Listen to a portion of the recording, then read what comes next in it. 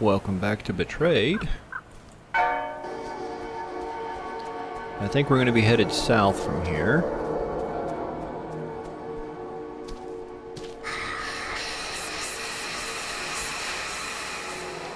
Actually, it sounds like it's inside here. Do you guys have something new to say? No? Where's the other one? You have 2 daughters. I did once, but Tabitha is not my daughter anymore. I cast her out from our family. She ran off to the savages. That's why you said she wasn't coming home. Philippa confessed that she knew Tabitha was fond of a savage boy, that Tabitha had made a pendant from an arrowhead he had given her, that she sometimes left the fort with him alone without chaperone or escort. My wife had hidden these things from me. She had lied to me. I bound her to a tree deep in the forest where no one would hear her screaming when the beast came for her. I told her it was the price of treason. Damn! You tied your wife to a tree and let animals come and eat her?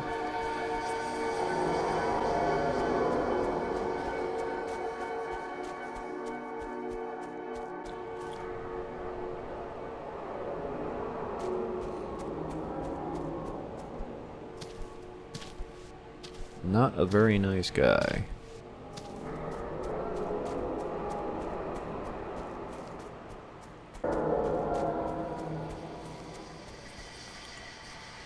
Isabel, is this your scabbard? Yes.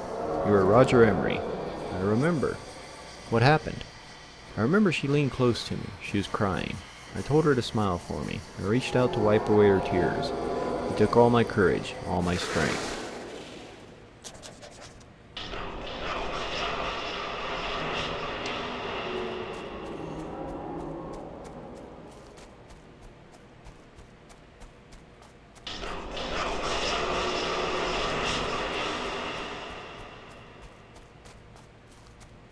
Ah, water.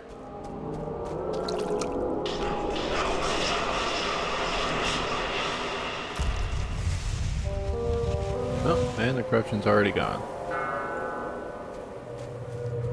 Is that everything?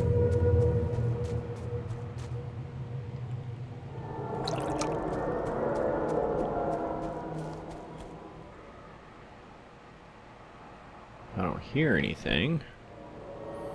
Let's head back to the fort. Talk to these guys. Oh. Oh, there you are. Your father remembers wiping away your tears. He told me to smile. He told me to be strong. I found this bloody scarf. I remember kneeling over him where he lay face down in the dirt. I pulled off my scarf and pressed it against the wound to try and stop the blood from spilling out of him. He was clutching his scabbard to him. I saw that it was damaged and that his sword was still sheathed. He hadn't even drawn it. He was whispering something important. It was the name of his murderer. I begged him not to die, but he had already gone. After a time, I drew out his sword and walked up the path to the fort to kill Osmond Ford.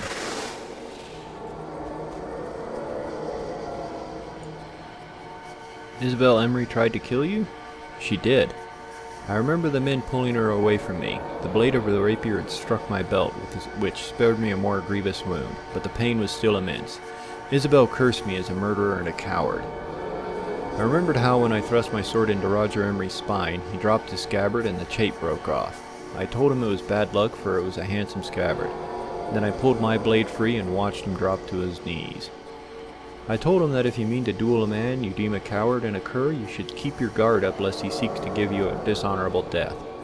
Then I left him there and walked back to the fort. Isabel must have found him before he died. When I kicked away the stool she was standing on, the rope went taut and she swung from the gate, slowly strangling. She opened her hand and the chape from her father's scabbard fell to the ground. I told her to cheer up, for her father would be glad to see her. I wanted her to look at me, but she wouldn't. I wanted to see in her eyes. Alright, so you killed her father. She tried to get vengeance, and when she failed, she got hung. How nice. Ah, lovely, lovely place here.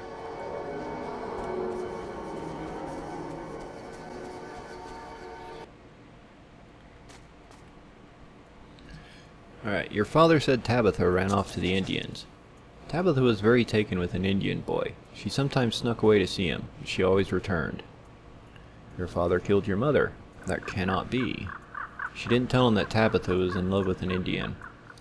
I didn't think she knew. And I've learned the fate of a wraith. Oswin Ford cheated in a duel against Roger Emery to avenge his pride. How can a man avenge his pride by sullying it? It seems Isabel Emery was hanged for trying to kill Ford with her father's blade. Though I pity her, it was foolish of her to think it would please her father by resorting to treachery when it was treachery that killed him.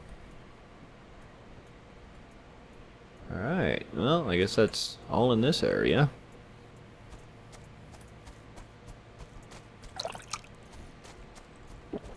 We move on to the next. I'm going to restock here though.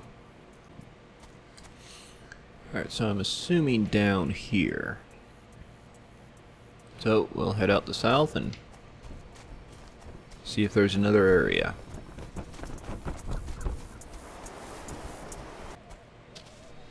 And a note.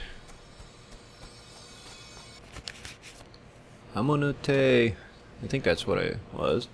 It says the neighboring tribes have heard of the sickness that has beset her people and have become greedy for their territory. Lately they have had to repel raiding parties sent to test their strength. Her father seeks a treaty with us by which we will protect the other.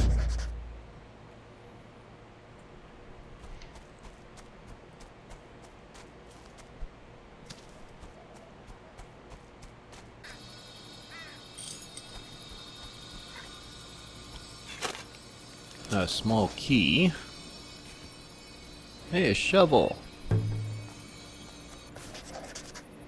And grave appears to have been dug up and filled back in. The name marker is illegible. Well, I guess that means I should probably go back to the other areas. Check those holes.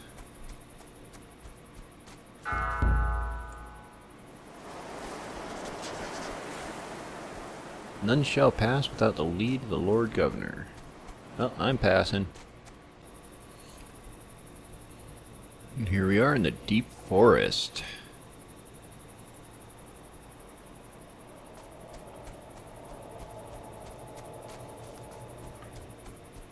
It looks like there's no more. There might be a continuation of the path there, but I don't know.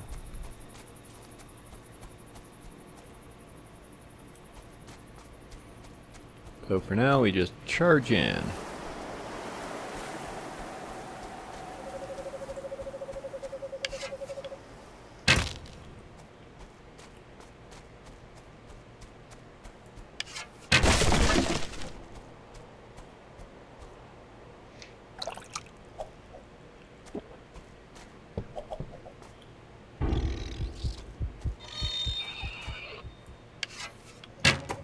Ah, the box spiders. Don't know if that's what they're called. That's what I'm calling them.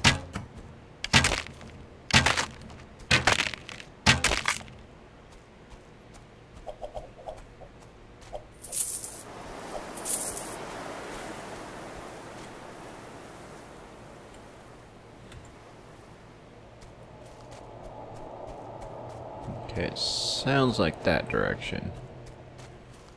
We shall leave the path.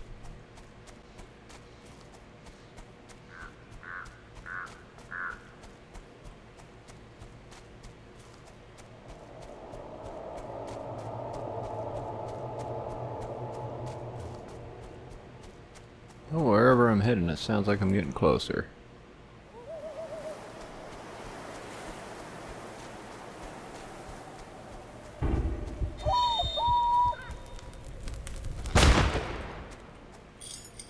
Is that the only one? Nope.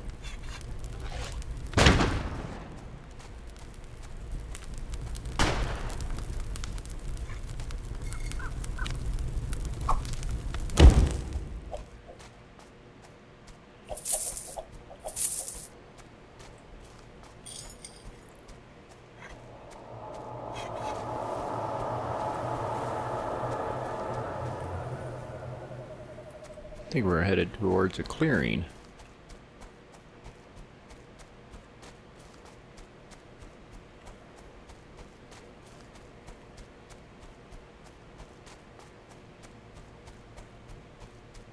Is that what I'm headed towards?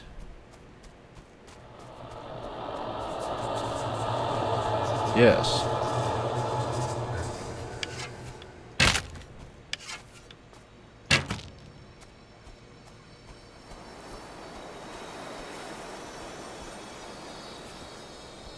The remains of a woman. She appears to have been impaled. A necklace of assorted feathers. Clearly Indian craftsmanship. I hear nothing else in the light.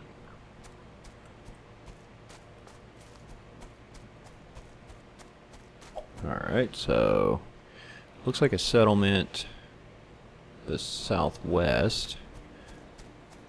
We'll head over there. Oh, it's a native village.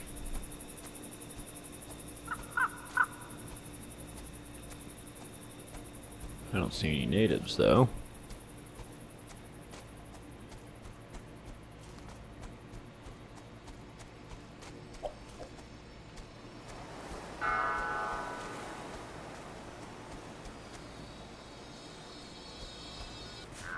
Remains of a grown man. No obvious signs of violence. More remains. This person too seems to have died where they fell.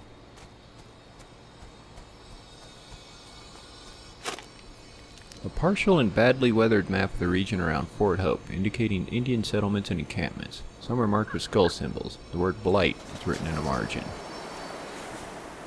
Again, person died without any apparent injuries. Says there's one more over here. Oh.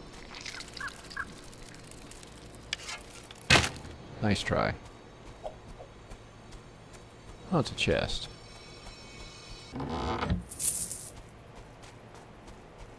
Alright, so here we are. We made it to the encampment here.